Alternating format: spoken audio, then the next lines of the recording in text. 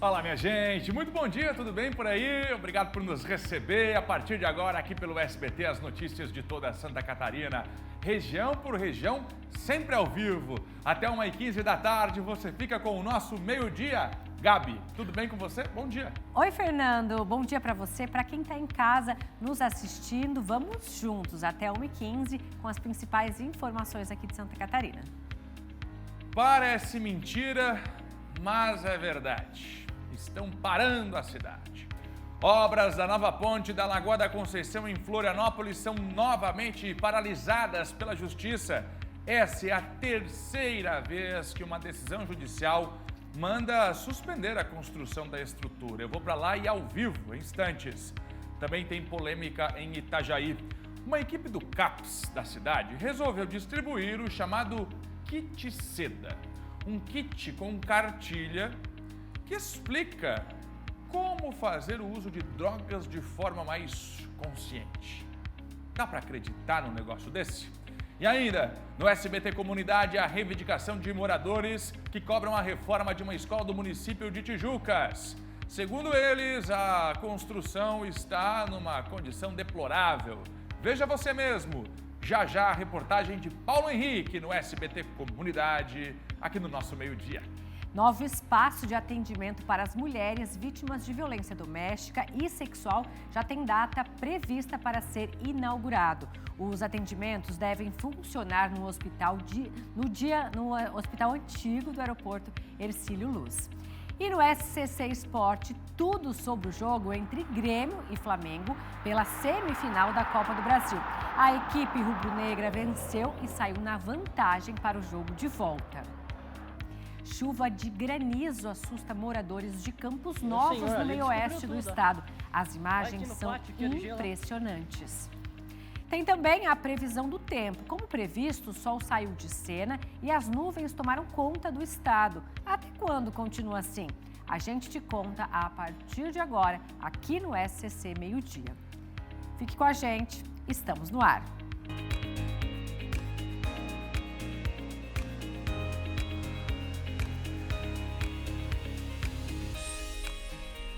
Vamos direto para Blumenau, você viu, a temperatura já caiu aqui em Santa Catarina, em algumas regiões, teve chuva pesada também. E nós vamos começar a edição de hoje repercutindo este assunto. O tempo 11h33, Blumenau com o tempo fechado, hein, o Gabi? É isso, Fernando. Essa situação se repete em praticamente todo o estado por conta de um avanço de uma frente fria que mudou aí o cenário do tempo em todo o estado de Santa Catarina. Agora vamos para Florianópolis, na Lagoa da Conceição, aqui na capital de Santa Catarina. Tempo bastante nublado, até parece uma abertura ali de sol, mas não, o clima segue bastante nublado. No oeste agora a gente vai para Chapecó no oeste, que até parece que abre um pouco mais o tempo, mas segue com bastante nuvens, aquele clima mais fechado. Agora vamos conferir como está o tempo em Governador Celso Ramos. Que imagem linda, né, gente? Olha que cenário mais maravilhoso, Governador Celso Ramos aqui em Santa Catarina. Olha, a dica hoje é saia de casa com um casaco, mas também leve o guarda-chuva. Como previsto, o tempo começou a mudar em grande parte do estado. Pela manhã, tivemos a presença de bastante nuvens, com pequenas aberturas de sol em algumas regiões de Santa Catarina. Agora, a partir da tarde, o cenário é outro.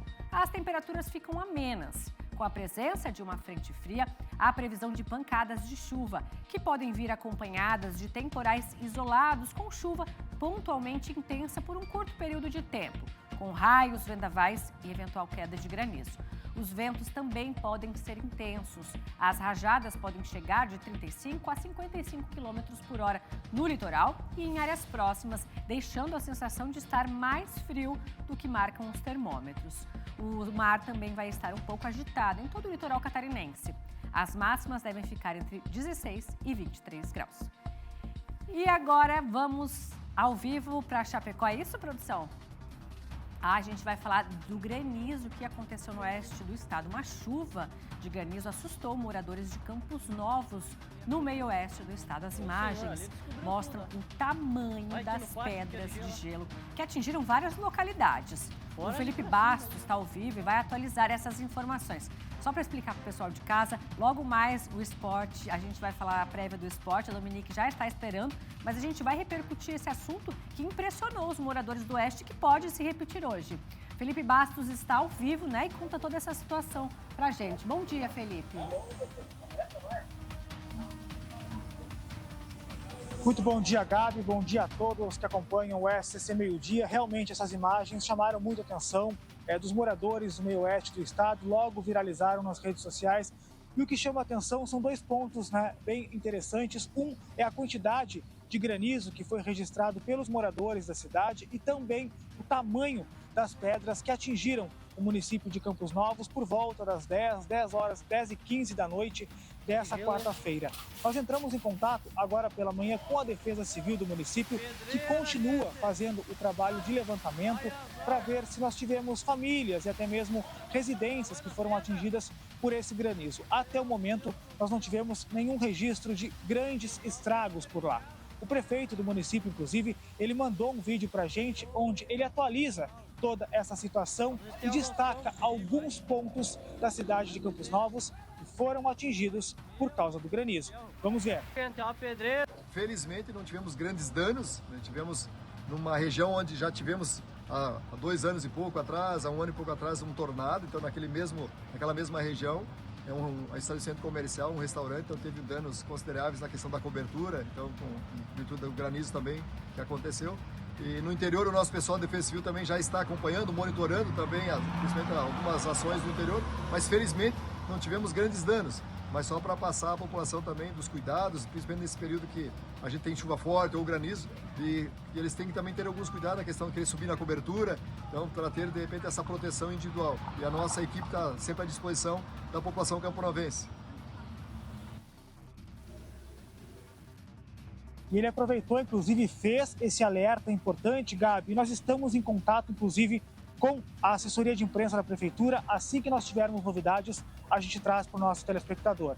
Voltamos ao estúdio.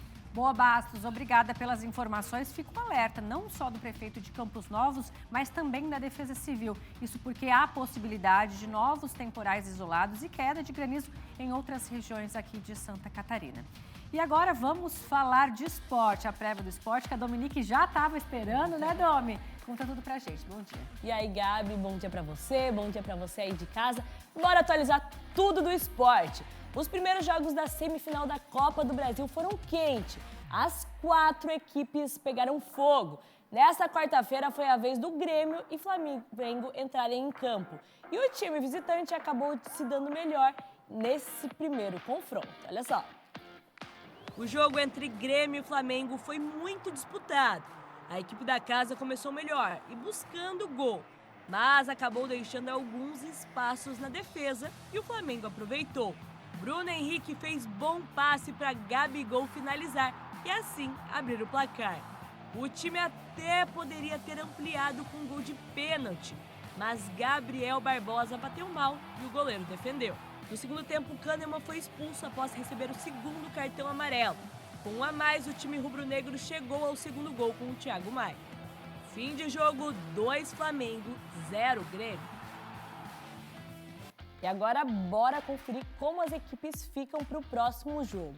Como o Corinthians venceu o São Paulo por 2 a 1, depende só de um empate para se classificar. Já o Flamengo, com essa vitória de 2 a 0 sobre o Grêmio, pode até perder com 1 gol de diferença, que já garante a sua vaga. Os jogos de volta acontecem no dia 16 de agosto. E agora a gente fala de Olimpíadas, porque começou a contagem regressiva para as Olimpíadas de 2024. O evento do ano que vem vai ter muitas novidades e o Ju Venturi tem os detalhes. Paris se mostra ambiciosa para um show ao ar livre. As competições vão acontecer em diversos pontos turísticos da cidade, como, por exemplo, a Torre Eiffel. E pela primeira vez na história, a cerimônia de abertura das Olimpíadas será em local aberto.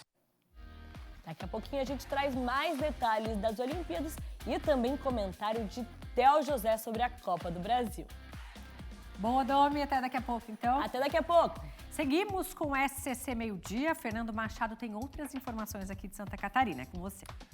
Vamos lá, Gabi, já está chegando por aqui Roberta Azevedo com as primeiras informações da política. Mais um dia decisivo na Operação Mensageiro, porque novos presos podem se tornar réus. Como é que está a situação neste momento, hein, Roberto? Bom dia. Bom dia, Fernando. Bom dia a você que nos assiste. Olha, há 5 prefeitos que estavam presos na 4ª fase da operação, sendo avaliados pela 5ª Câmara Criminal do Tribunal de Justiça. Até agora, 4 deles já viraram réus.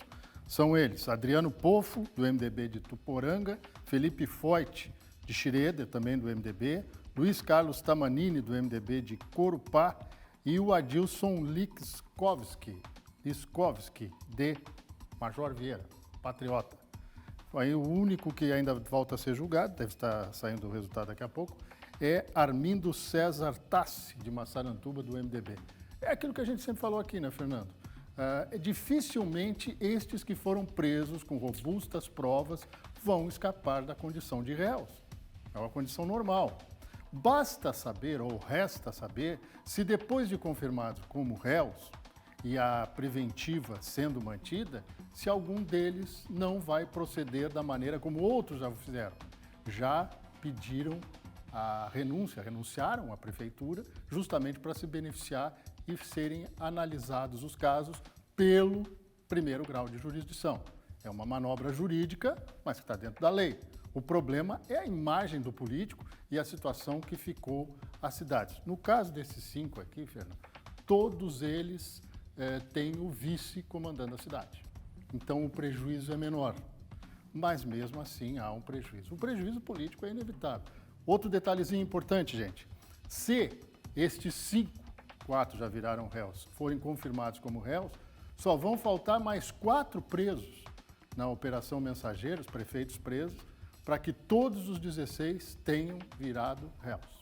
Roberto Azevedo com a gente. Irmão, eu vou incluir nessa conversa aqui, já com o Roberto Azevedo, porque eu quero a opinião dele, deste assunto que é uma verdadeira piada para Florianópolis. Essa que é a verdade.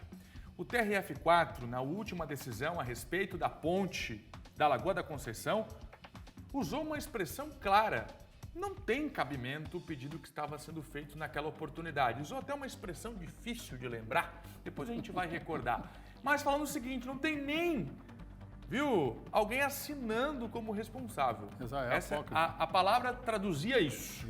E agora, Roberto Azevedo, acreditem, a gente foi surpreendido agora pela manhã com a 3ª paralisação das obras da ponte da Lagoa da Conceição em Florianópolis, ligando a Zona Leste, Praia da Joaquina, Praia Mole, Barra da Lagoa, obras paradas, beira o inacreditável.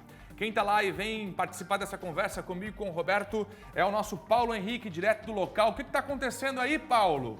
Os motores pararam de roncar novamente? A comunidade deve estar surpresa. Paulo Henrique, por favor, os detalhes desta informação. Por qual motivo a obra foi embargada? Bom dia.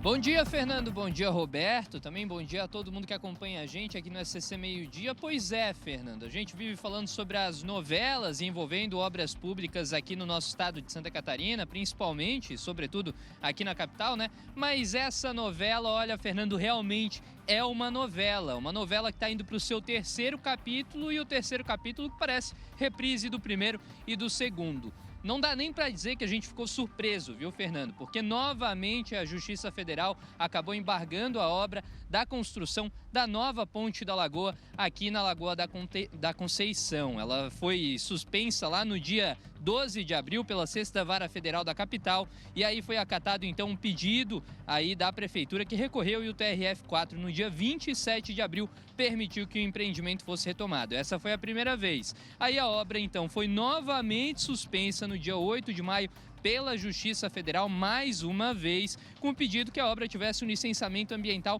válido, com estudos e também relatórios necessários, usando inclusive uma nota técnica da UFSC indicando a possibilidade de colapso no ecossistema da Lagoa da Conceição.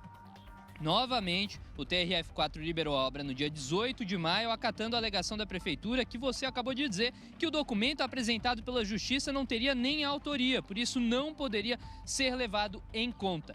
E na tarde de ontem, então finzinho da tarde de ontem, uma decisão da 6ª Vara Federal de Florianópolis mais uma vez paralisou a obra da nova ponte da Lagoa da Conceição. Essa interrupção ela vai acontecer até a conclusão de um licenciamento ambiental válido com estudos e relatórios necessários aí, segundo a Justiça Federal. A Prefeitura de Florianópolis já entrou em contato com a gente, respondendo através de uma nota que lamenta que pela terceira vez, a pedido do Ministério Público Federal, as obras estejam suspensas, acarretando em prejuízo financeiro para os cofres públicos e também para toda a população aqui que espera essa obra, né? A paralisação não se justifica mais, segundo a Prefeitura, já que o aterramento da cabeceira que a gente está vendo aqui, viu, Fernando, que está completamente parado. A gente até chegou a ver alguns funcionários, alguns participantes ali da obra que estão ali dentro da obra, que está completamente fechada por tapumes, por isso o pessoal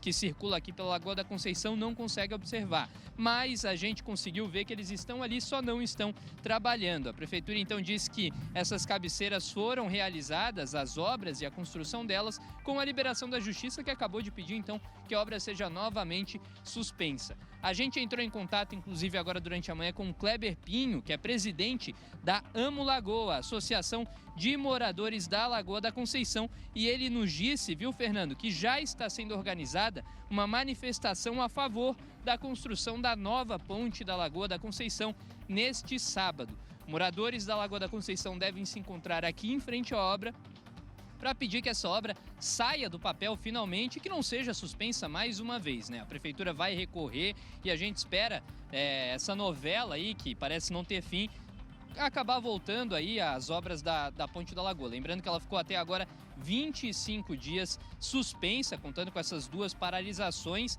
e ela deveria então ter um prazo desde o começo da obra até o término de 2 anos, com um investimento de mais de 53 milhões de reais por parte do Poder Público Municipal. A gente vai continuar acompanhando sem saber quando que essa obra deve voltar, mas realmente é uma novela que é uma novela bem de mau gosto, uma piada de mau gosto, como você falou, né, Fernando? A Associação de Moradores está do lado da Prefeitura, espera que essa obra seja retomada, já que isso daqui, segundo eles, vai fazer um bem danado para a comunidade e também para a Lagoa da Conceição por parte da oxigenação aqui da Lagoa da Conceição. Eu volto com vocês aí no estúdio e a gente continua acompanhando os detalhes que devem sair aí, as atualizações envolvendo a nova ponte da Lagoa da Conceição. Obrigado, Paulo Henrique. Vamos tocar agora, Paulo, direto para o novo Hospital Dia. A informação é que já está em processo de licitação e as obras devem começar no próximo mês lá no antigo aeroporto. Vamos para o sul da ilha agora, a reportagem do SBT. Roberto Azevedo, a respeito da ponte da Lagoa da Conceição, eu não quero acreditar que esse caso virou uma queda de braço. Virou. De quem manda mais. Virou. Porque um manda parar, o outro manda para continuar. A gente está falando de investimento, a gente está falando de uma obra que vai destravar o trânsito, que vai cuidar, inclusive, da Lagoa da Conceição, por conta de ser uma estrutura mais robusta, mais alta, possibilitando a passagem de barcos. E aí fica, um manda parar, o outro manda continuar. Não dou uma semana para uma nova decisão da Justiça reestabelecer os trabalhos por lá. E a comunidade fica aí, no meio disso tudo. Tem outra questão, Fernando, que não está sendo considerada, é que obra tem custo. E obra que tem custo parada, aumenta o valor dela. Porque todos os processos de obras públicas são dolarizados. Então, na flutuação da moeda estrangeira, ou pelo valor que for contratado, vai ter prejuízo. Mas eu penso o seguinte, o Ministério Público Federal está no seu papel, mas está insistindo no mesmo tema. Tem que ter uma licença com estudo. O que o Ministério Público está dizendo para nós é que os órgãos ambientais, IMA, no caso de Florianópolis também, não tem valor nenhum. Se tem uma autorização até do IBAMA, não tem valor. Porque é aí que o Ministério Público Federal questiona. Não pode fazer a ponte sob pena de colapso da oxigenação. É evidente, é um ambiente lacustre. Eu já falei isso aqui, já conversei com biólogos, com professores, e eles têm essa opinião, que tem que cuidar muito bem da lagoa. Mas eu acho que já passaram para a regra do exagero. Aí está, portanto, tanto é que já existe uma decisão no TRF4, ou seja, em segunda instância, liberando e mais. A declaração do juiz que liberou a obra na última oportunidade foi clara, não existe embasamento nenhum. E o que a gente faz agora com a pilha de documentos e licenças ambientais que a prefeitura recebeu para poder iniciar a obra? Não tem validade nenhuma. E toda a discussão que foi feita antes do início do trabalho não valeu de nada. E mais, a decisão em segunda instância que diz o seguinte: segue porque está tudo certo, não tem valor. Gente, é dinheiro público. Eu queria que se envolvessem dessa forma quando a lagoa de esgoto arrebentou e as famílias ficaram meses cobrando indenização. Até hoje não se sabe se de fato o plano foi executado para a recuperação da Lagoa da Conceição. As ligações irregulares e clandestinas. Onde é que está o mesmo Ministério Público Federal, que não se preocupa com o trânsito congestionado na Lagoa da Conceição, com a fila de 7 horas para chegar em casa de quem mora na Zona Leste durante a temporada de verão, e o turista que vem para cá e acaba desgostoso do que encontra com a Lagoa. É uma cidade turística. Vamos seguir por aqui, Roberto, daqui a pouco você volta. Só fazer um adendo. Por que fica esse vai e não vai? Porque são guerra de liminares. São guerras de liminares. Então, derruba uma liminar, pede outra. Se tivesse uma decisão definitiva, se tivesse um processo, uma decisão definitiva, talvez não estivesse nesse estágio. Esse é Roberto Azevedo, ele volta ainda hoje com a gente aqui no meio-dia. A informação com opinião aqui na tela do SBT. Vamos seguir porque está na hora do nosso SCC10, as informações que vêm direto da redação com a Ana Paula Bittencourt. E hoje tem dinheiro do FGTS liberado. Olha aí, ó. Você já está quase um caixa eletrônica. O que você me traz de dinheiro aqui, vou te contar, hein, Ana Paula Bittencourt. Bom dia. Bom dia para você, Fernando. Bom dia a todos que nos acompanham em casa. Eu adoro falar de dinheiro, principalmente porque a gente sabe que as pessoas também querem saber se tem um dinheirinho a receber. Então, Fernando, a Caixa Econômica Federal inicia hoje, quinta-feira, a distribuição de mais de 12 bilhões de reais aos trabalhadores com contas vinculadas no Fundo de Garantia por Tempo de Serviço, o FGTS.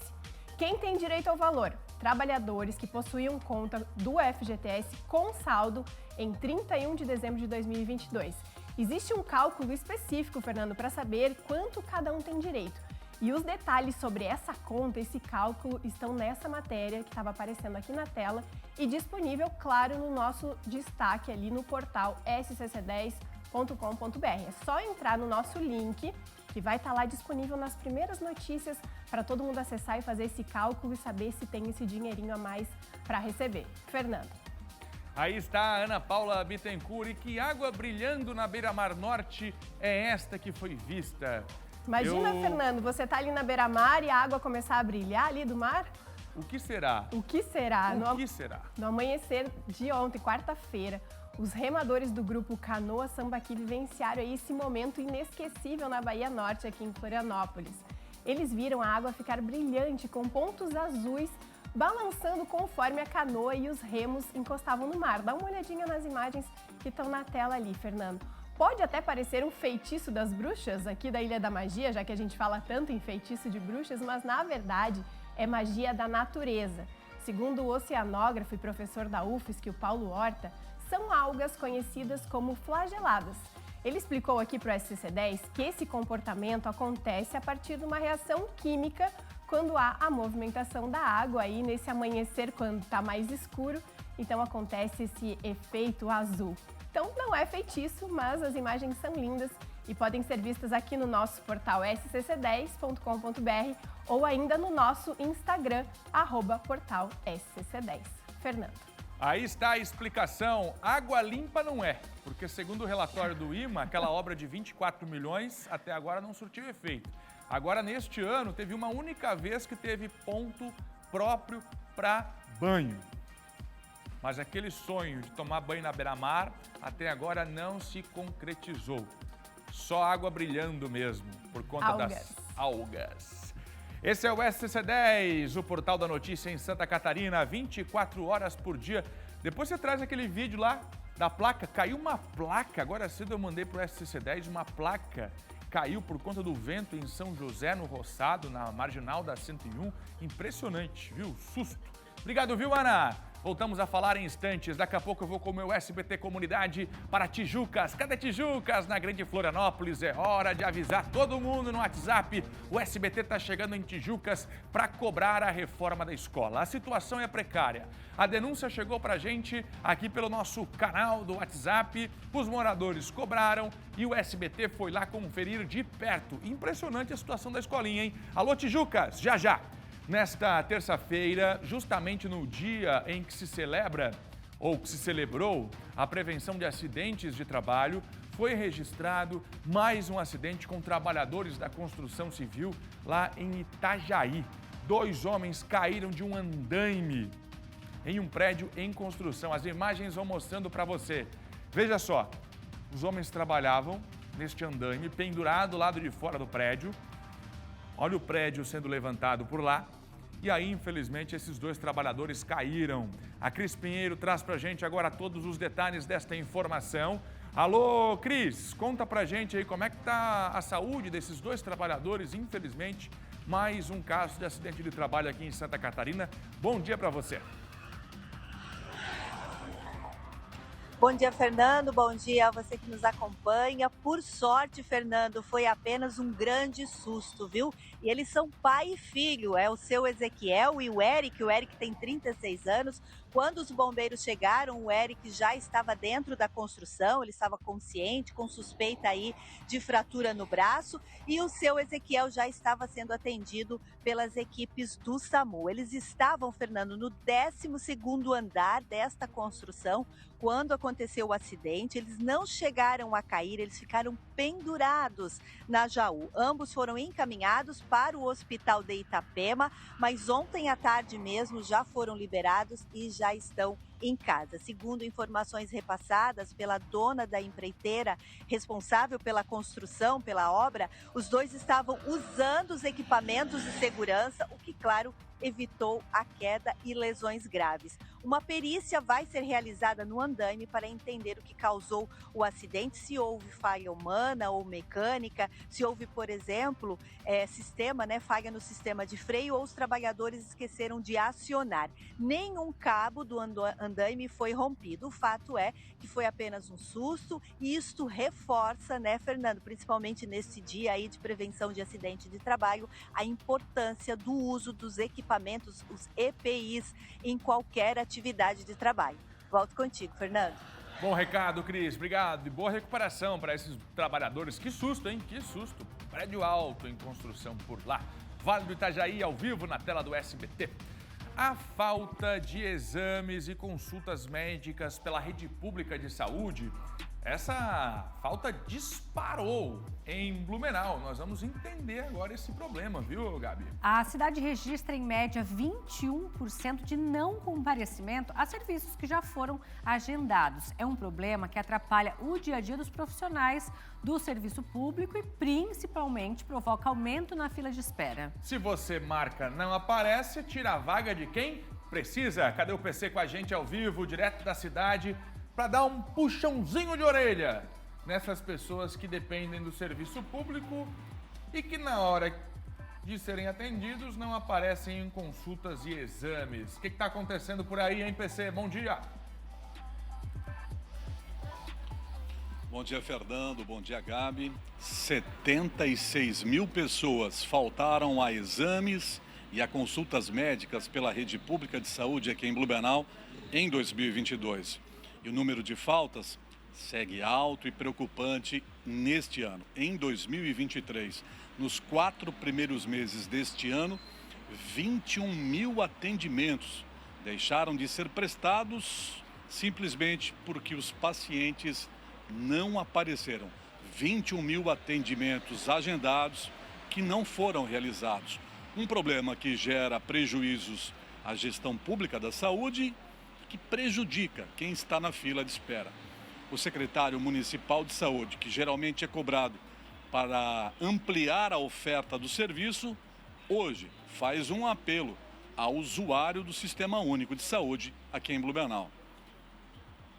Nós desencadeamos uma série de ações no sentido de ampliar a oferta desses procedimentos aos nossos usuários. Como exames de colonoscopia, endoscopia, que nós mais que triplicamos a oferta desses exames, ou de cirurgias, que ainda no segundo semestre do ano passado nós já tínhamos aumentado em mais de 50% o número de procedimentos realizados. Mas uma coisa que nos preocupa é realmente o grande número de pessoas que ainda faltam essas consultas e exames. É importante que as pessoas tenham entendimento que o Sistema Único de Saúde é feito por todos nós. Por isso as pessoas precisam nos avisar com antecedência se não há possibilidade de comparecer ao exame ou à consulta, para que nós possamos chamar o próximo da fila e com isso ampliar ainda mais a oferta desses exames, diminuindo o tempo de espera. Por isso eu gostaria de pedir a colaboração de todos que tenham uma consulta ou um exame agendado, para que, se possível, nos avisem com antecedência se não puderem comparecer ao exame.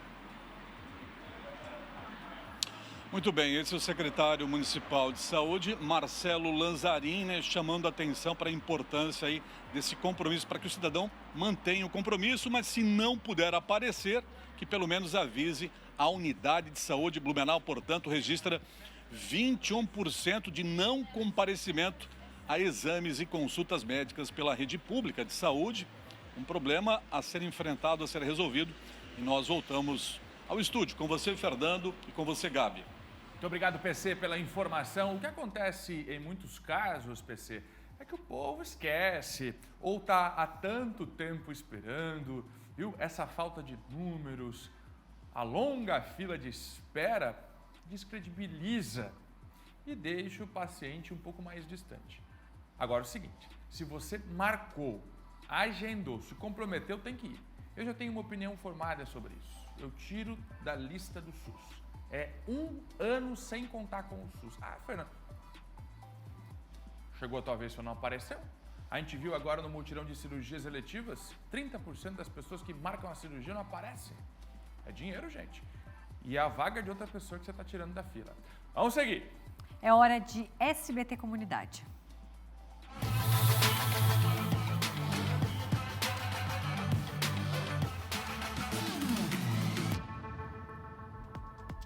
Na Grande Florianópolis, no interior do município de Tijucas, uma escola está sem reforma há pelo menos 16 anos. Os pais, os responsáveis, os alunos chamaram o nosso SBT Comunidade através do Fale Conosco do SCC10 e a gente foi lá conferir de perto. Alô, Tijucas, o SBT está na cidade para cobrar a reforma da escola. Pode rodar. Falta de atenção e perigo ao alcance das mãos. Essa é a situação da Escola Municipal José Feller, no bairro Oliveira, em Tijucas. O caso foi motivo de preocupação dentro da Câmara de Vereadores e tem sido alertado por alguns pais e responsáveis. A escola é um colégio longe do centro, né? Então já é um problema porque falta de atenção por estar longe do centro. E é um colégio antigo, onde tem uma necessidade de melhorias. Haja vista que temos uma quadra de esporte que precisa ser reformada. Temos um colégio que precisa fazer uma cozinha. São cerca de 60 alunos que estudam na José Feller. O único espaço disponível para fazer a merenda é esta mesa. E por isso, vários deles têm de comer dentro da sala de aula. Atrás da escola, há mais de 15 anos, segundo os moradores, está uma estrutura abandonada, que deveria ser a nova cozinha e refeitório. E ao lado, as telhas que seriam usadas. E tem muito entulho, tem ali atrás tem umas telhas que tá acumulada lá, né? E alguns galhos lá atrás também. Então, eu acho que deveria haver tirar todas essas coisas assim para não acumular. Tinha uma cobra morta no portão, né? E as crianças estavam tudo lá em cima olhando. Aí eu falei, de onde que surgiu essa cobra? Aí uma criança falou, era de dentro da escola, foi a professora que matou. Outra reclamação fica por conta do cardápio apresentado pela Secretaria de Educação Municipal. Eu acho que a merenda é preparada com muito amor para as crianças, não tenho a menor dúvida disso, mas eu fico me perguntando sobre como que não tem uma nutricionista fazendo esse cardápio para essas crianças, sabe? Porque as comidas não têm valor nutricional. Pudim, pão com margarina e também orelha de gato. A escola foi construída em 1983 e do outro lado da rua existe a estrutura do pré-escolar, que tem 2 salas de aulas sendo usadas. Na parede, uma placa que indica a última reforma na unidade, feita em 2007. O bairro Oliveira, segundo a prefeitura, tem 830 moradores. Como fica em uma região mais interior do município, a sensação é de que não recebe toda a atenção necessária.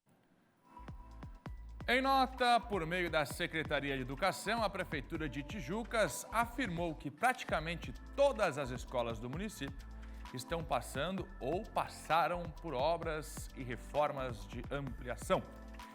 Diz que existe um cronograma para a execução da obra e que, apenas no mês de junho, 3 unidades escolares já foram entregues. Afirmou também que o projeto para a revitalização da Escola José Feller deve ser elaborado no 2º semestre deste ano, mas que, inicialmente, o objetivo da Secretaria é primeiro concluir as obras que já estão em andamento, para depois iniciar os novos projetos. Ou seja, não fica para agora. Esse é o critério que o Brasil tem para cuidar da educação. Enquanto o Estado de Santa Catarina discute o pagamento de universidade para jovens marmanjos, a educação inicial, a primeira infância, está na condição que está. Fernando, não misture prefeitura com o Estado. E os convênios? Da onde vem o dinheiro das prefeituras? Essa é a discussão. Agora, vamos implantar escolas cívico-militares. Palavras do governador Jorginho, fazendo um estudo por todo o estado para implantar essas escolas. E as que já estão funcionando, em condições precárias. Eu faço uma lista aqui que eu fico falando até amanhã das escolas estaduais e municipais que podem receber convênio do governo catarinense para melhorarem as estruturas. Esse é o cuidado com a primeira educação. Crianças que estão nesse espaço, muitas vezes não apenas para receber o conteúdo, mas para receber educação, formação de caráter, convívio social, alimentação, psicologia, primeira infância.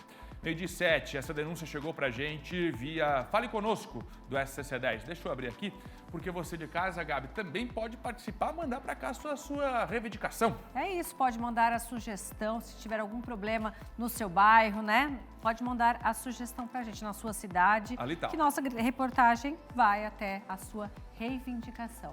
Entrou no site scc10.com.br, no cantinho aqui, ó, Fale Conosco, você vai preencher nome, e-mail, telefone, assunto, mensagem, se tiver foto, manda também, que o nosso SBT Comunidade vai até o seu bairro. Você é meu repórter, aí na sua rua, no seu bairro, manda pra cá a informação. É hora de ir para Criciúma. Em Criciúma, no sul do estado, redutores de velocidade foram instalados em 2 avenidas que compõem o binário. Vamos até lá com o nosso repórter Maicon Marinho saber os detalhes das implantações. E aí, Maicon, como é que os redutores, esta nova sinalização e fiscalização vai acontecer por aí? Conta tudo pra gente, sempre ao vivo na tela do SBT. Bom dia! Bom dia, Fernando. Bom dia, Gabi. É isso mesmo. Os radares de fiscalização de velocidade estão sendo instalados aqui no binário da Santos Dumont. O binário é composto por 2 avenidas, pela Avenida Carlos Pinto Sampaio e pela Avenida Santos Dumont.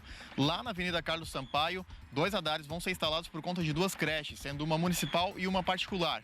E aqui na Avenida Santos Dumont, a gente está próximo de um radar que foi instalado já, e observando aqui a movimentação dos motoristas, tem-se visto que eles já respeitam. Quando chegam ao próximo radar, acabam reduzindo a velocidade, mesmo os radares ainda não estando em funcionamento. Ainda falta a questão de pintura nas faixas, a questão de colocação de placas, mas é bom os motoristas ficarem alertos, já que os radares, quando passarem a operar, a velocidade máxima permitida será de 50 km por hora. Os 2 radares, então, da Avenida Carlos Sampaio estão sendo instalados e mais 2 aqui na Santos Dumont. Esse está completamente instalado. A pintura vai ser providenciada pelo DTT, que é o Departamento de Trânsito do município de Criciúma. E, por enquanto, fica o alerta aos motoristas já tomarem cuidado com relação a isso. O binário Santos Dumont foi inaugurado em janeiro desse ano com o intuito de ajudar no trânsito da cidade, na fluidez. E por conta disso, os motoristas acabaram pisando ainda mais no acelerador.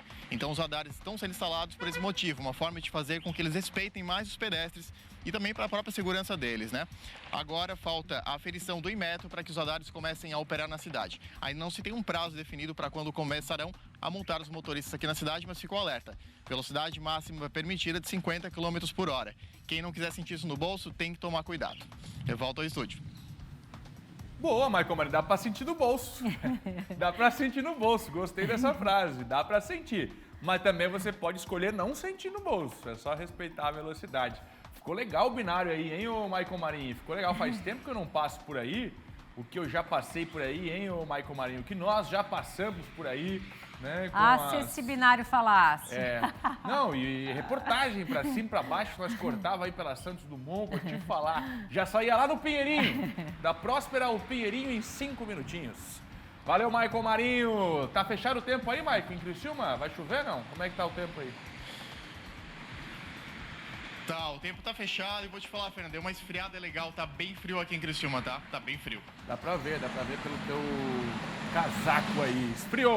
Esfriou na região sul. Alô, Criciúma, ó o Michael Marinho aí, o dono do microfone do SBT na região sul. Vamos seguir agora direto para Joinville. É isso, seguimos animados em Joinville, porque por lá o festival de dança continua a todo vapor. Inclusive os palcos abertos pela cidade. É dança por toda parte nessa época do ano. A Jade Olímpio fala ao vivo, direto de um dos palcos abertos que acontece no... Ela já chega dançando, que acontece no Shopping Miller. Jade, bom dia pra você. Meu Deus, que empolgação é essa, Jade? Conta tudo pra gente. Como que tá a situação por aí? Bom dia, Gabriele. Bom dia, Fernando, e a todos que nos acompanham. Esse é o clima da Cidade da Dança, né? Estamos aqui já com a superintendente aqui do Shopping Miller para falar um pouquinho também, além do festival de dança que está rolando, que a gente já sabe e vai seguir até sexta-feira, dia 29, tem uns palcos abertos. É dança por toda parte, então a gente só quer dançar, né, Áurea? Conta pra gente como é que estão as expectativas para a programação de hoje e vai seguir aqui os palcos abertos no shopping, né? Vai seguir com o palco aberto. Eu quero convidar todos vocês para viver esse clima da dança e participar de todas as nossas atrações do Espaço Instagramável. E um convite especialíssimo para vocês virem na sexta-feira, às 16 horas, para assistir a Tarde dos Campeões, que será apresentada primeiramente aqui no Shopping Miller. E quem pode chegar aqui? É só chegar e participar desse espaço, né? Sim, é só chegar e participar do palco. A gente tem também o transporte nas vans gratuitas até o Centro Eventos, a cada meia hora. Está disponível a todo o nosso público, nossos clientes, aos turistas da cidade, aos bailarinos. E não tem como não se contagiar aqui com toda essa alegria, com toda essa magia da dança e ficar enroscado aí no palco, assistir. E também sigam-nos nas redes sociais, @MillerJoy, para conferir os horários e toda a nossa programação. É isso, muito obrigada por falar conosco. Essa energia, esse é o clima. E olha, toda a programação completa do festival vocês podem também conferir através do festivaldedança.com.br. Está disponível toda a programação. Está tendo aqui no Shopping Miller, na Praça Nereu Ramos também, no centro da cidade. Como eu disse, é música por toda parte, é dança por toda parte, é alegria por toda parte. Eu volto com vocês aí dos estúdios e lembrando também, vou reforçar, Gabriele, hoje a gente preparou um material para vocês, a gente deve rodar amanhã, sobre os casamentos que estão tendo no festival, tá? Pessoas renovando votos. É a primeira vez que acontece isso no festival, nessa edição histórica. E é isso, eu volto com vocês e a gente segue acompanhando aqui do norte do estado. Coisa boa, Jade. Que energia boa, essa energia de gente animada, curtindo o festival. Obrigada pela sua participação. E, claro, a gente já fica ansiosa para ver a sua reportagem junto com o cinegrafista Fábio, que está dando um giro agora pelo Festival de Dança. Obrigada, gente, pela sua participação. Agora eu quero saber você aí de casa. Você informa o seu CPF na hora de fazer a compra? Os dados pessoais são formas de identificação e, como cidadãos, a gente deve cuidar muito bem deles. O que acontece é que alguns estabelecimentos pedem o CPF durante a venda de produtos de forma incorreta. A Júlia Matos foi atrás de respostas e você entende tudo agora na reportagem. Nossa equipe fez uma compra em uma farmácia local. O que precisa? Seu CPF. Certo. Por que sempre pedem CPF, inclusive? E daí depois sai com desconto. Porque sai com desconto? Isso. Ah, tá. Ah, tá. Mas se eu... Engraçado isso. O pessoal sempre pede. É toda farmácia que pede? Todos. Certo.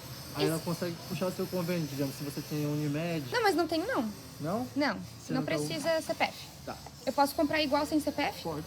Talvez você já tenha passado por uma situação parecida. Alguns estabelecimentos, como farmácias, por exemplo, costumam pedir o CPF para o consumidor durante a venda e novamente na hora de pagar. Ele tá ficando 16,39 no cadastro, daí é só o CPF e o número de telefone se não tiver o cadastro. Rapidinho. Tá, mas eu acho que eu não tenho aqui. Eu sou obrigada a informar CPF, não? Não, só se tu quiser fazer o cadastro, daí tem o Ah, desconto. tá. Não precisa. Neste caso, os atendentes agiram como orienta o Programa de Proteção e Defesa do Consumidor, esclarecer ao consumidor a necessidade do CPF e não negar a compra caso o cidadão se recuse a passar os dados. Mas muitas pessoas nem questionam o uso do CPF, que é solicitado diariamente. É o caso da Ídala. Você costuma passar o seu CPF? Sim, costumo normalmente. Sempre falam que é para algum clube de benefício, algum desconto, principalmente em farmácia. Você já se recusou a passar o CPF? Não, nunca aconteceu isso. A Flávia possui um cuidado maior com os seus dados. As pessoas pedem o CPF, às vezes eu dou, às vezes não. Quando você não dá o CPF, é negada a compra ou funciona tranquilamente? Não, funciona normalmente, assim. Algumas lojas só, que às vezes eles ficam mais assim, até que tipo como se fosse obrigatório. Seu Luiz é ainda mais precavido. Ele foi vítima de golpistas que utilizaram seus dados pessoais para pedir empréstimos no banco. E hoje, seu cuidado é redobrado. Não, eu não passo meus dados em termos de sites, em termos de essas coisas mais eletrônicas, de jeito nenhum, porque a gente não sabe, às vezes, qual é o site seguro, às vezes. Ainda assim, há exceções. Uma nota de supermercado ou numa farmácia, entendeu? Ou quando eu pego algum remédio controlado no SUS, alguma coisa dessa maneira. Tirando isso, não, de maneira nenhuma. A dúvida na hora de informar o CPF vem junto com a preocupação em compartilhar os dados pessoais. Por isso, o consumidor pode sim se recusar a informar esses dados, mas isso acontece em situações específicas e em todas elas é de responsabilidade do estabelecimento justificar o pedido. Existem situações que a própria legislação ela obriga. Por exemplo, tem os atacarejos. Eu sou comerciante e eu vou fazer uma compra lá. Então, eles precisam identificar que aquela compra é de um CNPJ. Ou eu estou comprando para consumo próprio, então CPF. Ou nas farmácias, dependendo da medicação que é controlada, eles precisam ter o cadastro, precisam ter o CPF da pessoa. Entretanto, qualquer fornecedor, qualquer empresa que tenha uma política interna para colocar os dados dos clientes em um banco de dados, enfim, de consumidores, eles precisam informar e justificar o porquê que eles fazem isso. Quando nós estamos fazendo uma compra, existem situações como, por exemplo, a gente quer que o nosso CPF vá na nota para uma questão de garantia, ou quando a gente está fazendo uma compra online que precisa de um cadastro para ser entregue, para a nota fiscal sair no nosso nome. Então, essas são bases legais que permitem com que se utilizem o nosso CPF para isso e a gente precisa fazer dessa forma. O que a gente tem que perguntar é quando a gente está fazendo uma compra e o CPF é exigido para fins de caracterização de consumo, de criar um perfil de consumo. Então, o que tem que ficar bem claro no estabelecimento que você está fazendo a compra é para que está sendo feito o uso daquele CPF. O cuidado que Ramsés destaca deve se estender aos chamados dados pessoais sensíveis. São dados que, caso tenham um tratamento inadequado, podem oferecer danos irreparáveis ao cidadão. Dados relacionados à sua saúde, dados biométricos. Então, tem uma caracterização, dados relacionados a escolhas políticas, agremiações políticas. Então, tem um conjunto de dados que a gente tem que tomar mais cuidado ainda. Nos casos de compra, o cidadão não pode esquecer que possui direitos. Para aqueles que possuem dúvidas quanto ao uso do CPF, o site do Ministério da Fazenda enumera os casos em que esta informação é indispensável. Além de tudo, é importante lembrar que o CPF é a sua identificação no mundo. Por isso, cuidar dele faz parte da cidadania. Se o fornecedor empresário não justificar ou o atendente não justificar e pedir os dados e impor para o cliente, para o consumidor, que só vai vender ou só vai fornecer aquele produto mediante os dados, ele está sendo lesionado no seu direito. Procure o PROCON e procure um advogado, porque você tem realmente condições de aferir danos quanto a essa prestadora de serviço ou quanto a esse fornecedor. Muito bem. Vamos seguir por aqui. Essa aqui é boa, hein? Essa aqui... Vem cá, chega mais perto. Porque é algo inacreditável. Nada melhor do que um bom cuidado com a saúde, não é mesmo? Traz a imagem para a tela, irmão. Deixa eu mostrar para Santa Catarina. Aqui está um kit, o kit seda. O kit seda. Se você sabe o que é seda, fica ligado, hein? Fica ligado. Aqui está o kit seda. Preciso explicar, não, para você o que é kit seda? Ah, te peguei, hein? Vamos lá. Aí está o papelzinho para enrolar cigarro, né? Cigarro. Enrolar cigarro. Apertar é melhor. Aí o CAPS, que é o Centro de Assistência Psicossocial de uma cidade aqui de Santa Catarina, ele criou um kit com diversas informações extremamente relevantes. Eu vou ter que ser irônico, eu não vou nem ficar bravo, porque isso aqui provavelmente foi alguém que não conseguiu, né, de fato, entender a repercussão que o negócio teria, né? Vamos jogar na do estagiário? Vamos jogar na do estagiário? Então vamos, vai ficar melhor. Volta naquele lá, que aquilo lá era bom, Olha só a dica que o CAPES da prefeitura está dando pro pessoal de lá. Usar piteiras longas. Use sedas finas. Use piteiras individuais. Não, você não vai dividir teu beco com ninguém, que isso aí dá um problema de saúde, rapaz. Tu pega uma infecção. Agora aqui, ó. Olha que bom essa aqui, ó. Beba água. Use cachimbo... Use cachimbo individual. Se você compartilhar o cachimbo de crack, você tá perdido. Rapaz, é um problemão. Fernando, isso é questão de saúde pública. Então reclamo com quem escreveu isso aqui, não comigo. Olha aí, ó. Evite misturar com outras substâncias. Crack é só crack, hein? Evite o uso de materiais de metal cortantes. Tem mais, não? Olha aí, que maravilha. Que maravilha. Esse aqui é o kit. Daí o kit é entregue às pessoas que estão em tratamento de drogas. É para incentivar ou é para curar as pessoas? Gente, eu quero crer de verdade que quem escreveu isso aqui, no fundo, pensou que estaria ajudando. De verdade. Fernando, mas daí é melhor usar com consciência. Não, tem que usar, gente. O trabalho da assistência social é para não usar. Não... Enche a tela. O pessoal de casa vai dizer que eu estou mentindo. Não trague com força. Não segure a fumaça.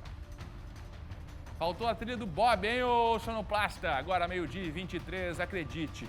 A do cachimbo, pra mim, foi a melhor. Não compartilhe o seu cachimbo. Pode fumar. Pode fumar. Pedrinha não tem problema. Agora, cuidado na hora de cortar a pedra, também não pode ser com nada cortante. Né? Porque se tu cortar o dedo, rapaz, aí tu morre. Aí tu tá perdido. Agora, 12h23, é beiro inacreditável. Vamos crer de verdade. Vamos jogar na do estagiário, né? Que fez isso sem pensar e distribuiu querendo ajudar. A intenção foi boa, eu quis ajudar. Mas daí, gente, incentivar a usar o cachimbo individual, aí não dá, né? Não tem que usar cachimbo nenhum. Ou só eu que penso dessa forma. A Cris Pinheiro está comigo, vai contar onde essa peripécia aconteceu.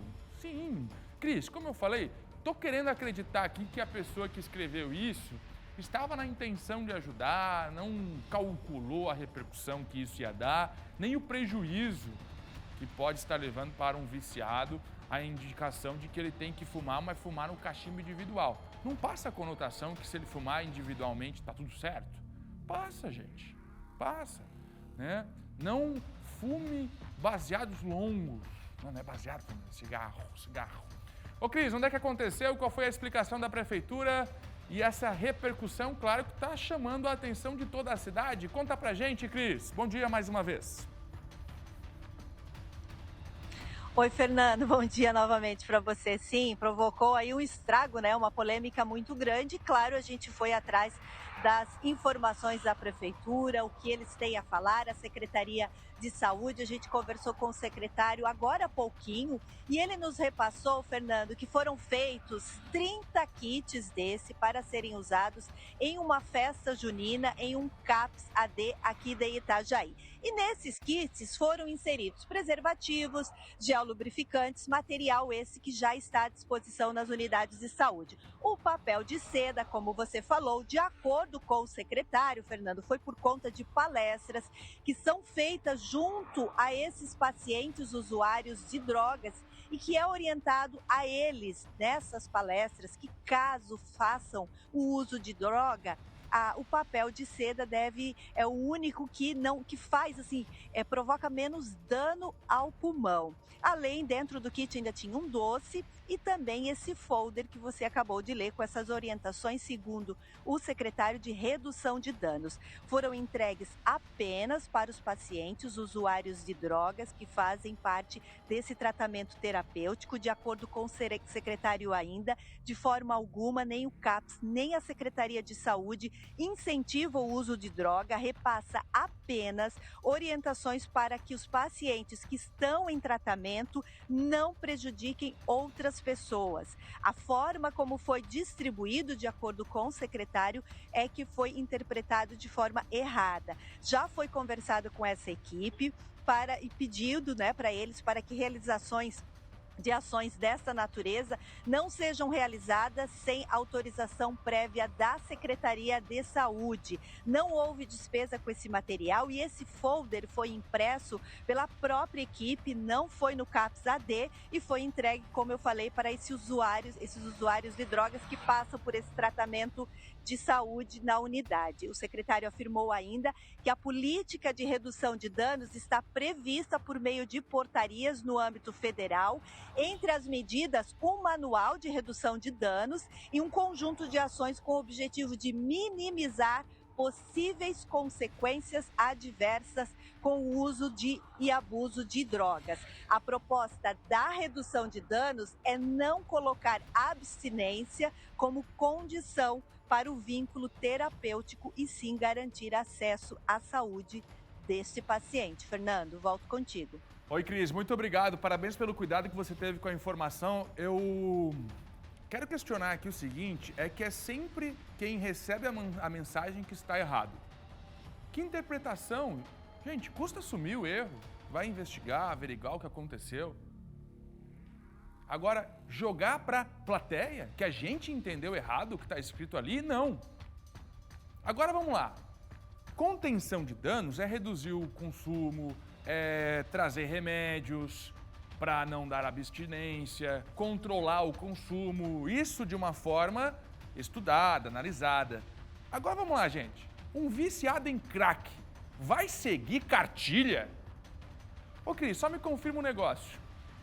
Tinha seda no kit, é isso?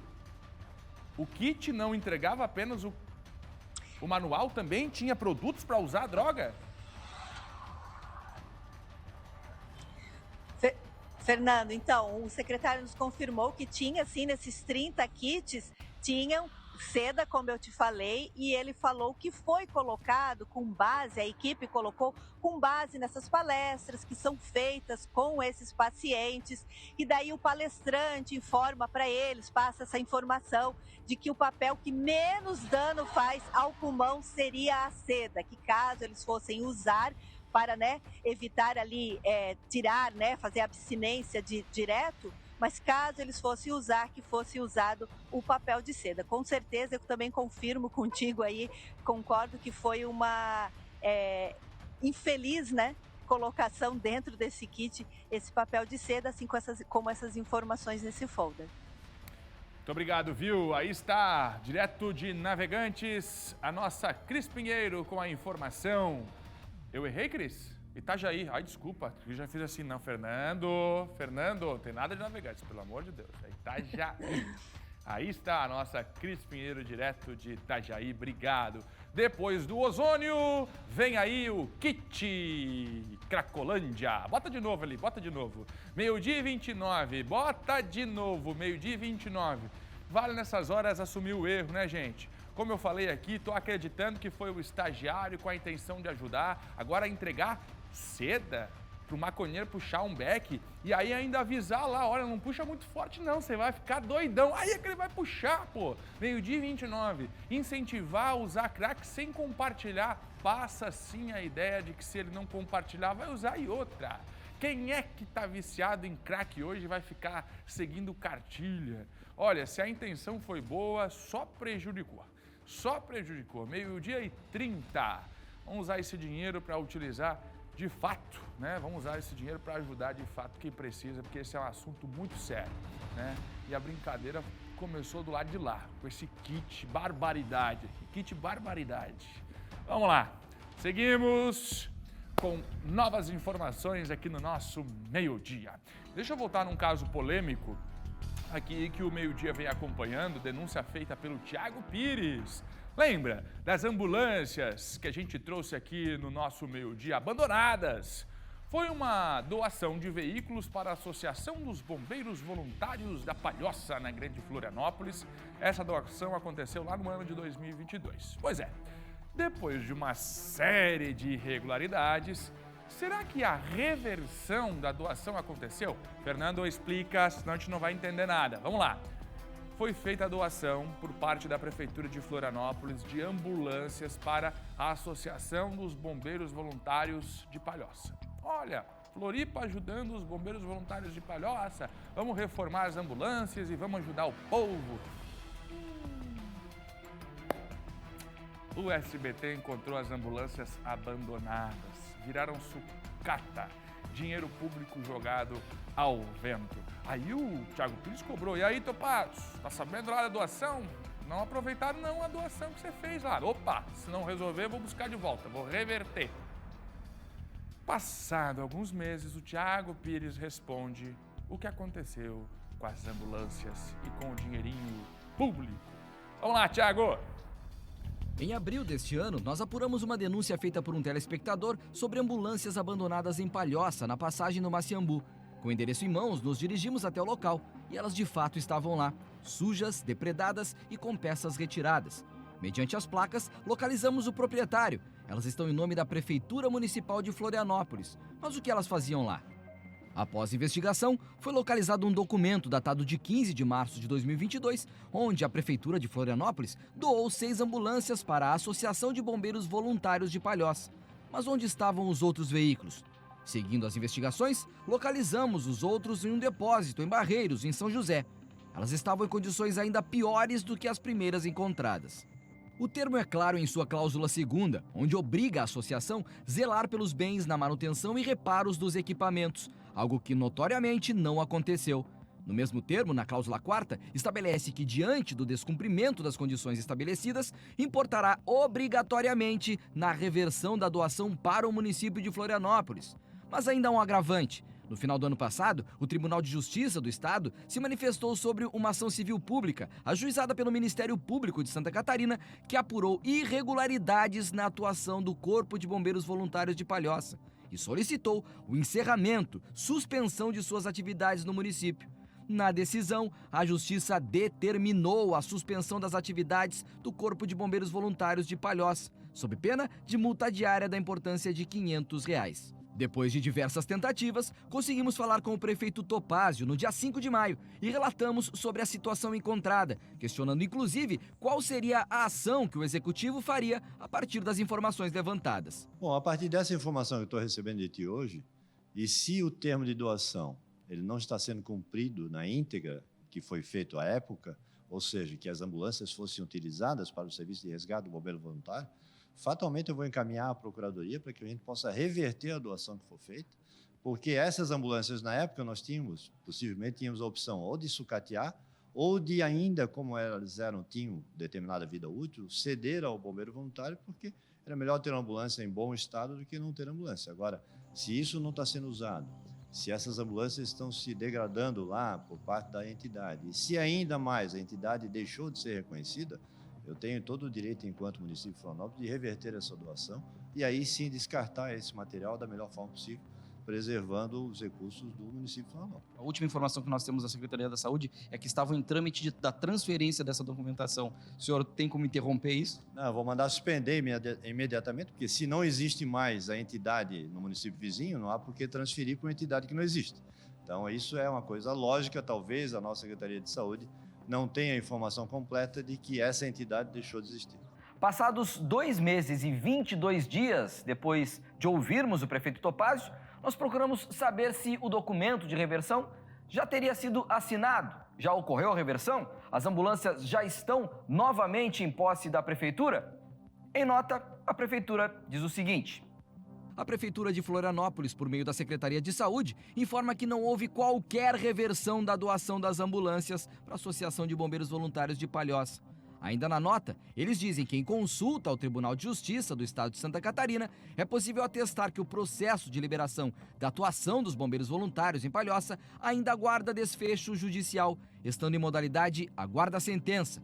Desta forma, faça entender que o impeditivo da atuação da entidade é, até o momento, temporário e não definitivo. Por fim, a pasta reforça que a destinação das ambulâncias para a Associação de Bombeiros Voluntários de Palhoça se deu de forma legal e com o objetivo de melhor atender às necessidades da população, inclusive agindo em conjunto com outros municípios. Portanto, conforme a nota da Prefeitura, as ambulâncias seguem em posse da Associação dos Bombeiros Voluntários de Palhoça. E o destino delas continua incerto.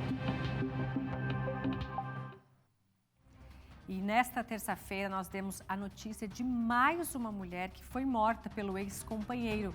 A vítima tinha 22 anos, 2 filhos e estava grávida. Os dados mostram que não foi um caso isolado. Os casos de feminicídio não param de crescer. Acompanhe a reportagem. Carla é o último exemplo dessa triste estatística. Segundo os dados da Secretaria de Segurança Pública do Estado, 32 casos consumados de feminicídio e 117 tentativas foram registradas neste ano em Santa Catarina.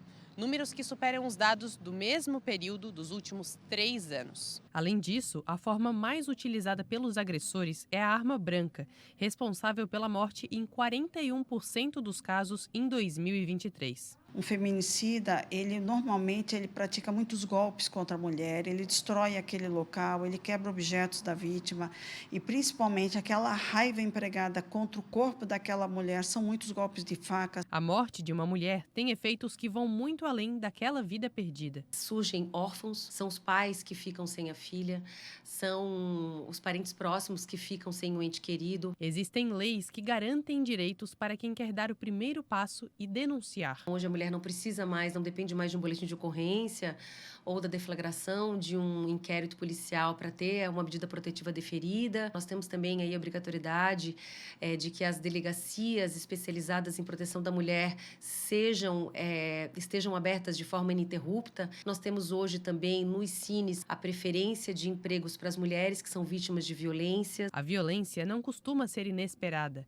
Ela dá sinais. Todos os casos de feminicídio, eles começam nas violências menores. Só que essa vítima, ela espera muitas das vezes muito tempo e acaba pagando com a própria vida.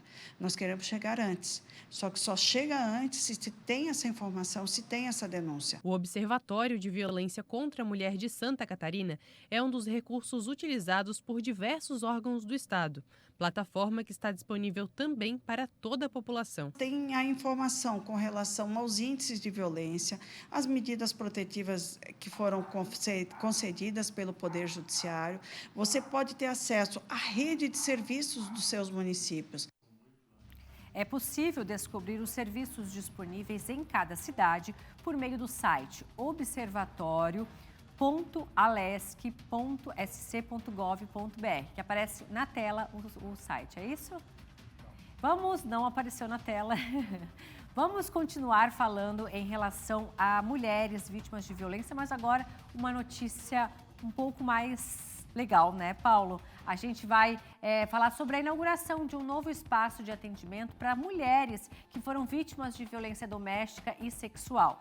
Está previsto para ser inaugurado no mês de dezembro em Florianópolis. O Hospital Dia vai funcionar no antigo aeroporto Hercílio Luz. O Paulo Henrique está com a gente ao vivo e vai contar os detalhes de como está o andamento das obras, né, Paulo? Bom dia para você. É isso aí, Gabi. Bom dia para ti, bom dia para todo mundo que acompanha a gente mais uma vez, né? Segunda entrada ao vivo, para falar aqui do Aeroporto Internacional Hercílio Luz, o antigo aeroporto que funcionava aqui em Florianópolis, que agora deve abrigar, então, também o Hospital Dia, como você falou, né? A Prefeitura de Florianópolis, por meio da Secretaria de Saúde, já informou que as obras do Complexo Integrado de Saúde, que vão abranger aí o Hospital Dia e também esse centro de atendimento a mulheres vítimas de violência aqui no antigo Aeroporto Internacional Hercílio Luz, já estão em fases de documentação e por isso eles estão aguardando toda essa liberação aí, as licenças necessárias para começar as obras ainda no mês de agosto, semana que vem, né? Esse antigo aeroporto internacional, ele vai abrigar o primeiro hospital municipal de Florianópolis, o Hospital Dia de Florianópolis, né?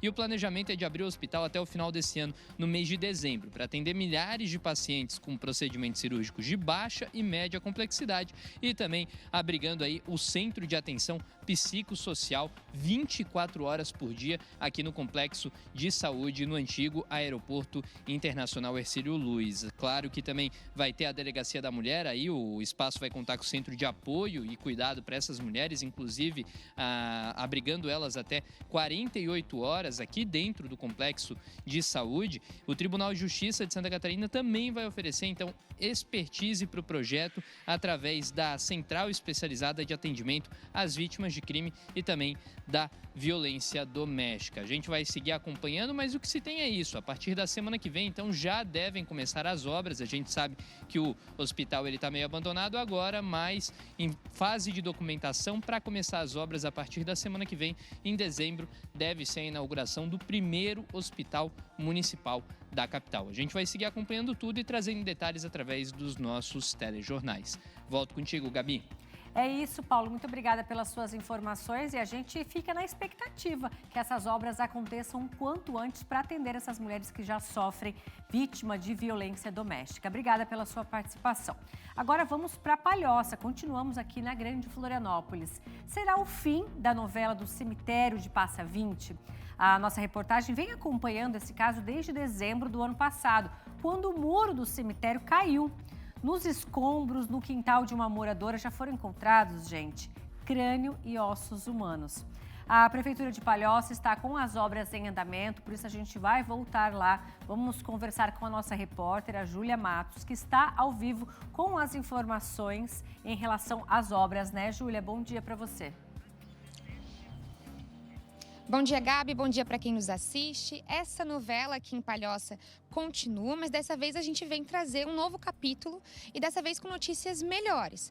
As obras começaram aqui no terreno da moradora que teve essa situação, né? Parte do cemitério desabou no quintal, levando muito barro. A gente viu, devem estar passando as imagens aí do que a gente tem, né? Na época do caso, do ocorrido, muito barro, escombros, né? Parte de ossos que foram encontrados aqui também, uma situação super complicada, mas a gente voltou para poder mostrar que as obras agora começaram e estão em andamento. Te mostrar um pouquinho para vocês como que está aqui. Olha só, a gente já vem acompanhando essa situação, a nossa equipe já passou por aqui diversas vezes, não é a primeira, segunda, nem terceira vez que a gente volta aqui no bairro Passa 20, em Palhoça, para poder falar sobre essa situação. A demora para resolução no caso aqui no cemitério foi questionada pela nossa equipe para a Prefeitura de Palhoça, né, que na época explicou que para que essas obras começassem, uma empresa terceirizada deveria ser licitada. A primeira empresa, né, para o pessoal entender, desistiu das obras, o que atrasou esse processo, por isso que a gente está aqui 6 meses depois falando dessa obra.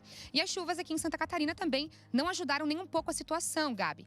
Com uma nova empresa agora ganhadora do edital, as obras começaram e olha aqui, as coisas estão avançando. O muro já está metade construído, lembrando que será um muro de 6 metros. As estruturas para esse muro de contenção também estão espalhadas aqui no quintal da dona Zenaide, que é moradora aqui de Palhoça, moradora do bairro Passa 20, e inclusive a gente veio para conversar um pouquinho com ela, porque a situação agora é outra, né, dona Zenaide? Boa tarde. Depois de 6 meses passando por essa situação, como a gente mostrou, ossos, né, escombros, muito barro, vou pedir para a senhora vir um pouquinho mais para cá. Como que tá a situação para a senhora agora? Dorme mais descansada? Agora é um alívio por essas obras estarem caminhando? Sim, agora a minha filha dorme melhor, né? Porque ela tinha muito medo de cair mais, né? Então agora ela tá mais tranquila, né? Não chegou ao final, mas está mais tranquila. Porque daqui a pouco o netinho pode brincar, ela pode soltar o cachorro, que está tudo preso, né? Meu netinho não pode jogar uma bola, nada, está preso dentro de casa. É complicado, né? Mas daqui a pouco já vai melhorando, né? Vai sim, dona Zenaide. A gente sabe que a gente vai acompanhar, inclusive, para que essa obra seja entregue. Deixa eu explicar um pouquinho para o pessoal de casa. Da última vez que a gente conversou com a Secretaria de Serviços Públicos, eles explicaram que a obra duraria por volta de 1 mês. A gente veio aqui, dona Zenaide, no dia 10, no começo dessas obras, então elas devem estar concluídas agora, dia 10 de agosto. A gente deve voltar aqui, a senhora também provavelmente vai acompanhar e vai nos atualizar sobre a questão das obras. A gente quer que isso esteja finalizado nessa data, né, dona Zenaide? Sim, né? Vai ser uma bênção, né? Ter tudo pronto, né? Meu Deus. A gente vai estar aqui acompanhando, dona Zenaide. Gabi, para vocês terem noção, essas obras começaram há pouco mais de 1 mês, mas eles estão com essa situação há meses, desde dezembro do ano passado. Então, a situação não é fácil por aqui. A Prefeitura também informou que essas obras devem continuar. As equipes estão aqui trabalhando todos os dias para que a obra seja concluída na data prevista. Então, agora, dia 10 de agosto. A gente vai cobrar e seguir acompanhando por aqui. Gabi, volto com você. Com certeza, Júlia Matos falando ao vivo de Palhoça. Obrigada pelas suas informações. A gente, é claro, vai seguir monitorando essa situação na cidade de Palhoça, no cemitério Passa 20. Agora, a previsão do tempo.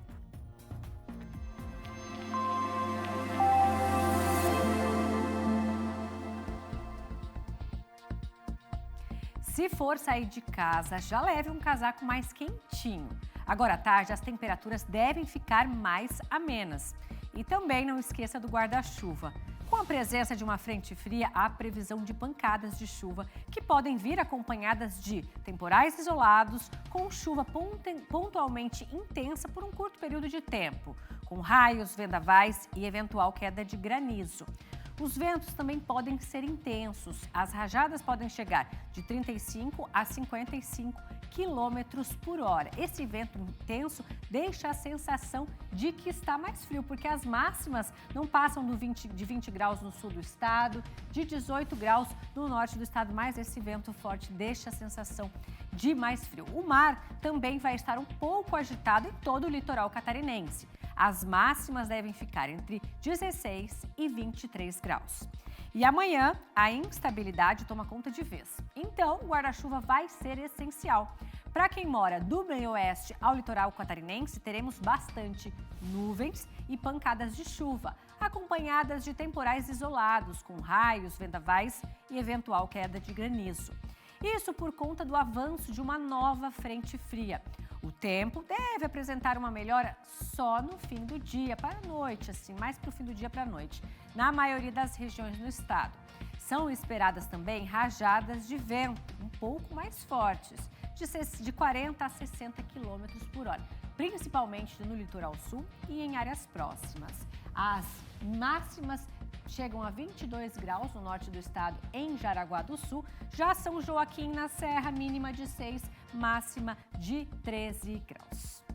E agora chegou a hora de esporte.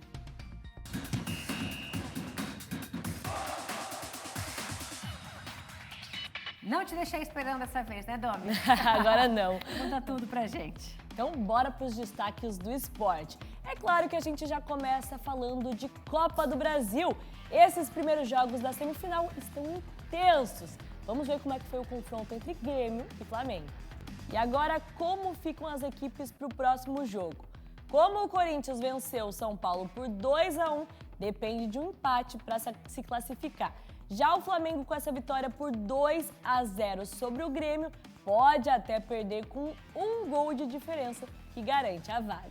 Os jogos de volta acontecem no dia 16 de agosto. E a seleção brasileira está na preparação para enfrentar a França. O Brasil que nunca conseguiu vencer essa seleção europeia e inclusive foi eliminado no último Mundial por elas. A goleira Letícia, a Lelê, falou sobre esse duelo no sábado. Olha só.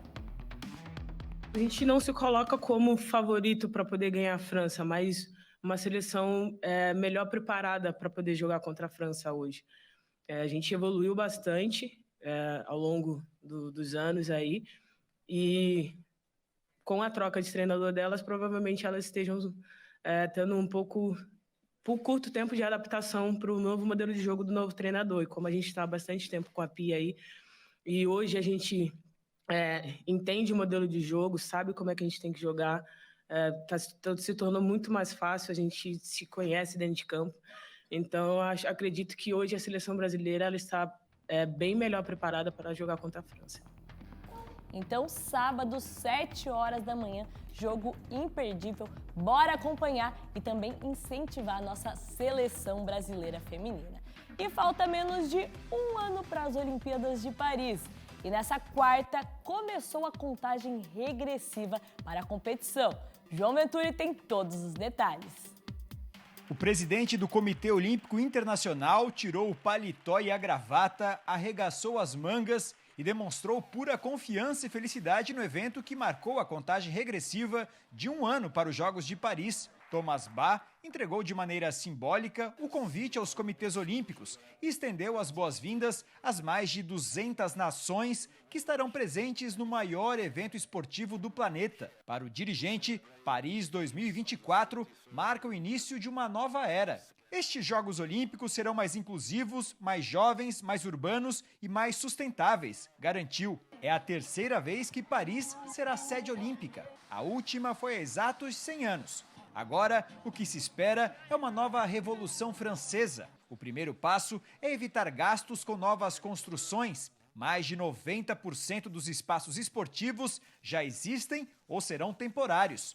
Outra meta é reduzir em 50% as emissões de carbono em comparação com as últimas 2 Olimpíadas. O esforço é para ser os primeiros Jogos Olímpicos a seguir o Acordo de Paris sobre mudanças climáticas, assinado em 2015. Até o empate há de ser comemorado. Pela primeira vez, atletas homens e atletas mulheres terão o mesmo número de vagas. Thomas Bach falou que a missão dos Jogos Olímpicos é unir o mundo inteiro em uma competição pacífica. Ele também citou os conflitos e as guerras pelo mundo e disse que agora, mais do que nunca, é necessário usar esse poder de unificar. 3 países estão ameaçados de não terem representantes. A Guatemala por problemas políticos dentro do comitê, além da Rússia e Bielorrússia, devido à guerra na Ucrânia. O presidente do COI explicou que a entidade ainda tomará uma decisão sobre a participação de atletas que poderiam disputar, mas sem representar o país de origem.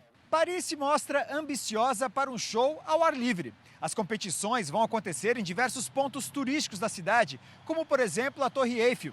E pela primeira vez na história, a cerimônia de abertura das Olimpíadas será em local aberto. O Rio Sena servirá como pano de fundo, que é por onde vão chegar as delegações em barcos, e centenas de milhares de pessoas terão a chance de dar as boas-vindas aos melhores atletas do mundo com este cenário. E que cenário, hein, João Venturi? E agora a gente vai para o oeste do estado, porque tem um karateca de Chapecó que conquistou uma vaga para disputar o Mundial. Por isso, Felipe Bastos está chegando por aqui com todos os detalhes, né, Felipe? Conta tudo pra gente. Boa tarde para você. Isso aí, Domi, boa tarde para ti, boa tarde a todos. O Mundial vai ser disputado em Budapeste, na Hungria, no mês de outubro. E ele garantiu a vaga por meio do ranking especial nacional. O Barco dos Anjos é natural aqui de Chapecó mesmo, ele está inclusive em Florianópolis, se juntou com outros atletas brasileiros e começou então a preparação para disputar esse torneio aí, essa competição internacional. Ele mandou um vídeo para a gente contando um pouco sobre essa experiência e também sobre essa preparação. Vamos ver. É o meu primeiro campeonato mundial sênior, né? Eu já tinha a experiência do campeonato mundial de base, o Sub-21, que aconteceu em 2019, infelizmente, eu acabei caindo na terceira luta do Campeonato Mundial em virtude de uma lesão que aconteceu, que depois veio ocorrer uma cirurgia, eu tive que ficar 9 meses parado, que foi uma cirurgia no joelho, em virtude de uma rotação que eu tive na terceira luta do Campeonato Mundial de 2019. Mas a gente está com outra cabeça, a gente está com pensando muito diferente daquilo que a gente estava pensando em 2019, muito mais experiente, muito mais treinado. Então a gente está com boas expectativas aí para o Campeonato Mundial deste ano. Eu conto com a torcida de todos os chapecoenses, todos os brasileiros, para que a seleção brasileira, né, possa trazer o melhor resultado possível para o Brasil. E olha, Domil, tá confiante, viu? Voltamos ao estúdio. E a gente vai estar na torcida para ele, tomara que ele traga o título pra gente. E chegou a hora de opinião por aqui. Hoje, Theo José comenta sobre o primeiro jogo da semifinal da Copa do Brasil. Então, fala, Theo!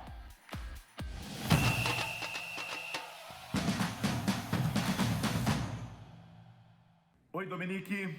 Oi, amigos do SCC. Já temos então os 2 jogos da ida das semifinais da Copa do Brasil realizados. O Corinthians, na terça-feira, venceu o São Paulo por 2-1 na Neoquímica Arena e no dia 16 tem o jogo da volta no Morumbi. Vejo aí um confronto totalmente aberto. O Corinthians venceu porque tem o Renato Augusto e teve a força da sua torcida. Não foi um bom jogo de nível técnico. São Paulo, jogando em casa, é um time mais estável, é um time também que vem crescendo. Eu vejo que o São Paulo joga um melhor futebol do que o Corinthians tem a vantagem do empate, por isso eu vejo esse confronto totalmente aberto. Mas não é muito complicado o São Paulo reverter essa vantagem do Corinthians, não. Com relação a outra partida, ontem o Flamengo foi até a Arena do Grêmio em Porto Alegre e venceu muito bem o time do Grêmio por 2-0. Poderia ter sido mais, já que o Gabigol, que fez um gol, acabou perdendo um pênalti. Eu vejo que neste confronto aí o Flamengo pulou 15 casinhas para ficar com a vaga. No dia 16 vai jogar em casa no Maracanã. Ontem vejo também que o Renato entrou com uma escalação errada. Entrou com 3 zagueiros num time que marca muito mais e com 3 zagueiros acabou dando espaço para a equipe do Flamengo. E quando você dá espaço para o time que tem Arrascaeta, que tem Everton Ribeiro, que tem Bruno Henrique, tem Gabigol, você realmente está correndo um risco danado de perder a partida como foi ontem. O Flamengo venceu e venceu com autoridade. Vejo muitas dificuldades para o Grêmio reverter esta situação. De repente está pintando uma final aí, São Paulo e Flamengo ou Corinthians e Flamengo. Só lembrando que o campeão da Copa do Brasil coloca no seu cofre 70 milhões de reais de prêmio. Se juntar toda a premiação, pode chegar a cerca de 85 milhões de reais. Valeu, Theo. E antes de acabar o esporte de hoje, eu tenho um convite para te fazer. Hoje tem o podcast Toque Feminino. A gente vai estar recebendo 3 convidadas muito especiais. A Luísa, que já foi considerada a melhor goleira do mundo 2 vezes, e também a jogadora Maicon, ex-seleção brasileira, e também a Alice, que é ex-árbitra e também pesquisadora sobre o esporte de mulheres. 4 da tarde no YouTube do SCC SBT. Eu espero por vocês, tá imperdível. O esporte de hoje vai ficando por aqui. Boa, Domi, obrigada. Vai acompanhar o Toque Feminino? Vamos sim. Então até mais tarde. Tchau, tchau. Valeu, Domi, obrigada pela sua participação. Olha, o SCC Meio-Dia, depois do intervalo, vai repercutir a situação de Brusque no Vale do Itajaí. A cidade vai ter eleições fora de época e o Roberto Azevedo vai comentar toda essa situação. Agora a gente vai para um rápido intervalo, mas voltamos já já.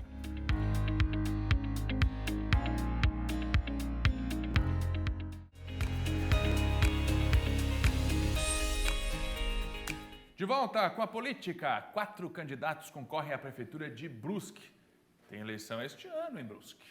É verdade, Fernando. Lembre-se que Ari Vec, do MDB, prefeito eleito em 2020, foi cassado, perdeu o mandato, porque a chapa dele foi considerada anulada. Quer dizer, simplesmente o Tribunal Superior Eleitoral anulou a chapa por uma questão simples. Disse que houve abuso do poder político e econômico. E tem o detalhe, além do Ari Vec e do vice dele, Outra pessoa que não tinha a ver nada com a eleição, em tese, o empresário Luciano Hang, também teve os direitos políticos cassados por 8 anos. Essa é uma novidade. Mas eles dizem que a estrutura toda da empresa foi o motivo dessa perda de mandato. Vamos ver quem são os candidatos que já estão homologados. Tem até ex-prefeito. Este aqui é André Weck, não é parente do Ari, tá? Ele é do Democracia Cristã, é o atual presidente da Câmara e é também o atual prefeito em exercício de Brusque. Com ele na chapa está o vice Deco Batista do PL. Detalhe interessante, Brusque é uma das cidades mais bolsonaristas de Santa Catarina. Sabe quantos candidatos à prefeitura tem do PL?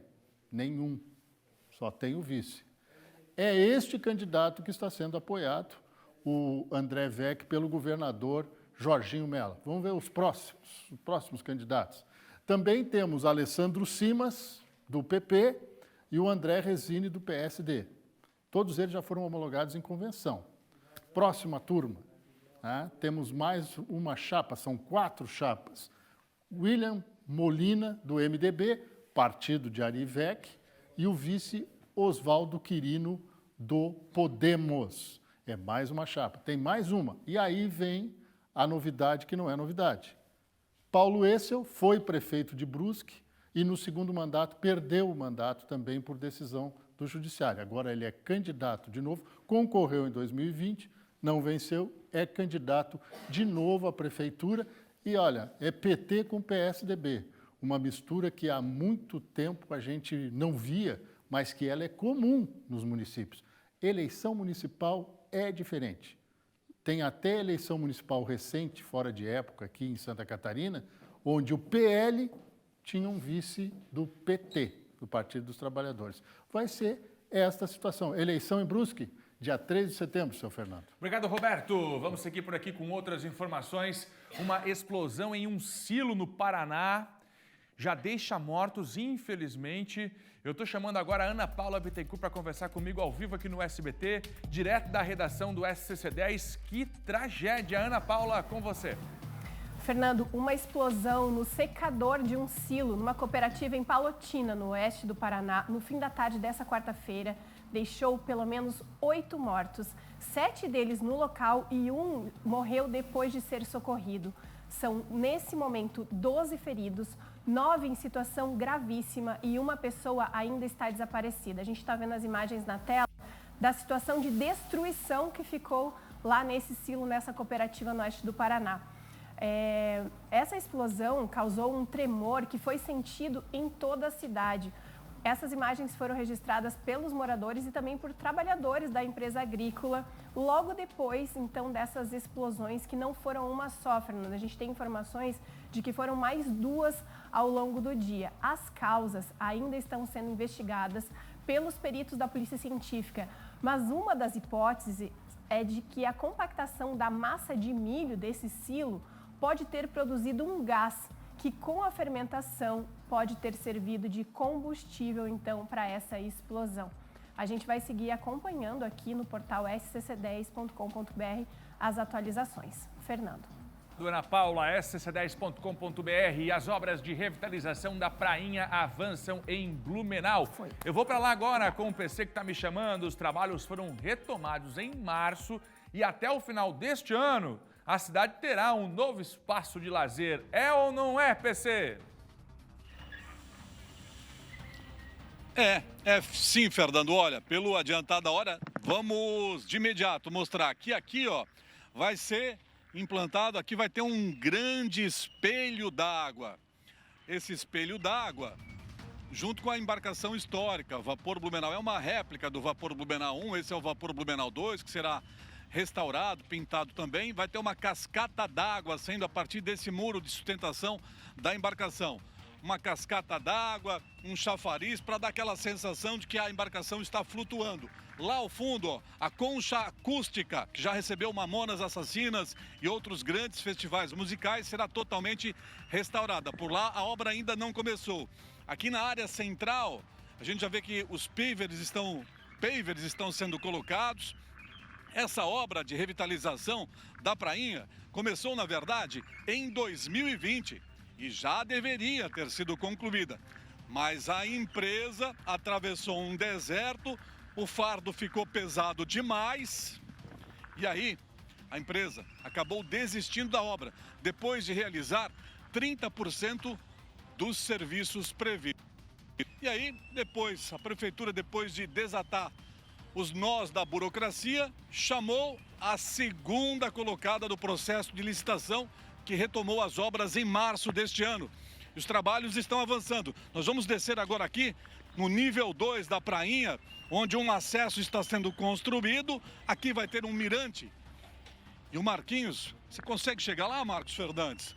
Quero mostrar lá onde vai ser implantado o pier, uma estrutura flutuante para receber os eventos náuticos. Sim, a ideia principal é transformar esse local, que já foi um dia um dos principais cartões postais da cidade, em um local, uma estrutura para receber eventos náuticos nacionais, festivais náuticos e festivais musicais também. Além de lazer, playground, pista de caminhada.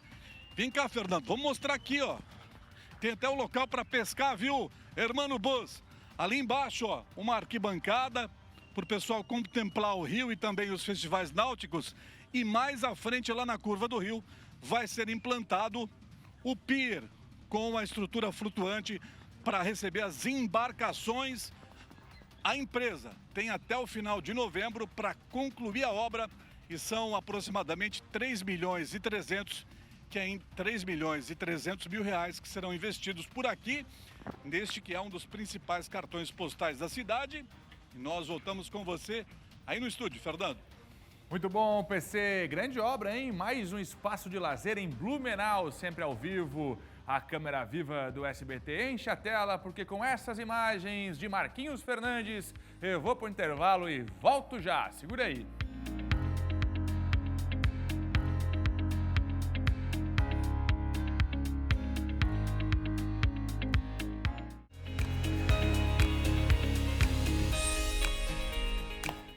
De volta para agradecer a sua companhia nesta quinta-feira. Amanhã estaremos aqui 11h30 com as notícias de Santa Catarina. Gabi, equipe, muito obrigado pela parceria.